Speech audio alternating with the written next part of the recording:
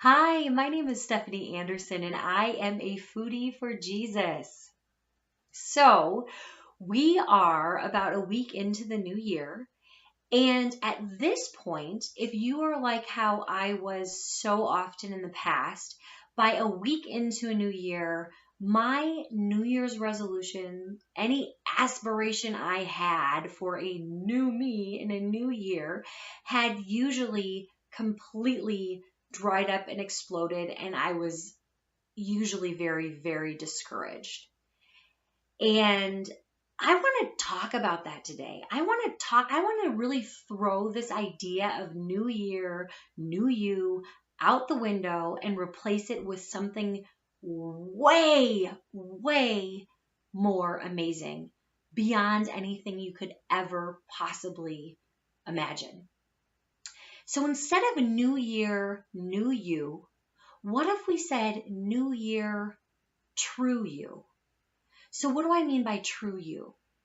By true you, I mean, what if instead of this idea of a new you, of like this, whatever the latest trend or the fad or the diet or that number on the scale that's going to make everything perfect and resolve all of your problems, what if instead of that, by true you, we focused on that true you that God created? Because God created you uniquely and individually and wonderfully. What if you tapped into that instead? Wow, like what would that mean? And if you're like how I have been so many times in the past, as I was like really caught up in the food and the weight and all of that defining me, who I was, and being obsessed with that, and that being the thing that I wanted to control, that I thought could fix everything, I really lost sight of who God created me to be, who I was right now in this moment, regardless of whether I was at the right weight on the scale, whether or not I was wearing the right thing, if my hair turned out right, whether or not, whatever. But how did God create me right now to be? How did God create you right now to be? And tap into that, spend time with that.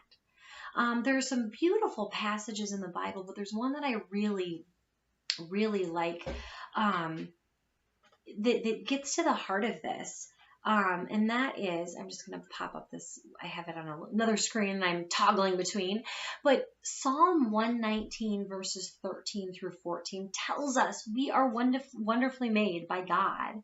And this is actually David praising God, saying, "For you created my inmost being. You knit me together in my mother's womb.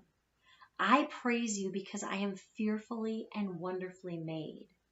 For your works are wonderful. I know that full well." You are wonderfully made. You know that? You are wonderfully made. And sometimes do you tell yourself that? Do you recognize that like God made you unique and individually? He knows the number of hairs on your head right now. He knit you together in your mother's womb.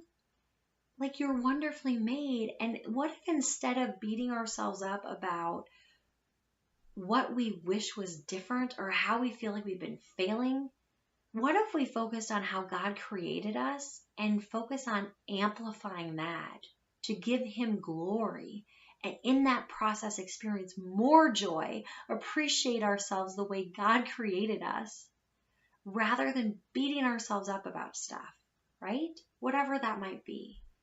One of the things that I did in the last week with a couple of my close friends is we went through and we did a spiritual gifts assessment. And for those of you who aren't familiar with that, you can, if you go, the one that we took was a Lifeway spiritual gifts assessment. It's the one we happen to use in our church. You can find it online. Just do a simple search, Lifeway spiritual gifts assessment. It's old school paper copy. You fill it out. There's other assessments as well, but I like that one, and that's the one that we've used in our church and that I've used with our youth group and things like that. But it's a good indicator of showing what are those things that you're good at, that, are they things like teaching, encouraging other people, serving other people, whatever it might be, focusing on those things, if you recognize, hey, I'm really good at helping people, doing things for people when they're not able to do things for themselves. I'm good at recognizing, wow, my neighbor just had an operation, maybe isn't feeling well.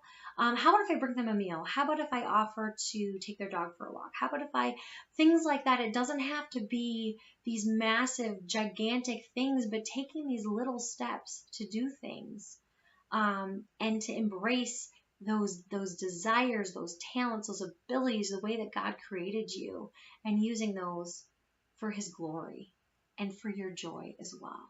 So I want to encourage you to do that. Tap into the true you. Enough of this new you business. Tap into the true you.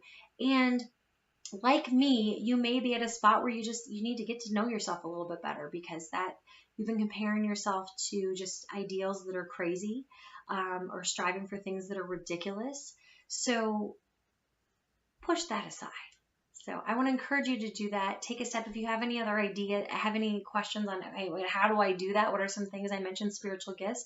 There's a few other things that Strengths Finders is one that I'm a huge fan of. I'm actually a Gallup certified coach and love working with people on on doing their Strengths Finders assessments, and tapping into what are those God-given strengths, those God-given talents that you can really leverage and understand, rather than focusing on the stuff that disappoints you or that you wish that was different.